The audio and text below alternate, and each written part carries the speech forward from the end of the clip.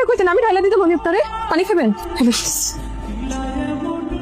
আমি কি আপনার কাছে বেশি কিছু চাইছি? আপনি অসুস্থ দেখে তো আমি একটু আপনার সাহায্য করতে চাইছি। তোমার নাম কি? আমার নাম দিয়ে আপনি কিতা করতা? না, তোমার খুব পরিচিত লাগে। তোমার বিয়ে হয়ে গেছে? আমার বিয়ে হয়ে গেছে, 3টা বাচ্চা আছে। আপনার কোনো সমস্যা?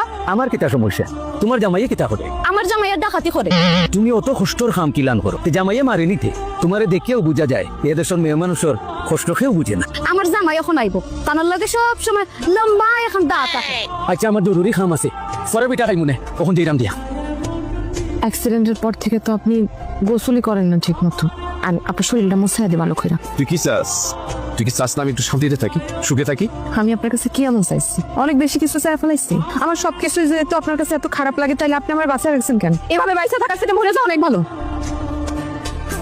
ও ভেটেরিনারি ওদিন আমার লাগে আজে বাজে মাতিছে। হ্যাঁ তো আপনি জানান তো আপনার নাম কি? বাচ্চা মিয়া, আমি কত বড় একটা ভুল করলাম। আমি এত খারাপ কেমনে হইলাম?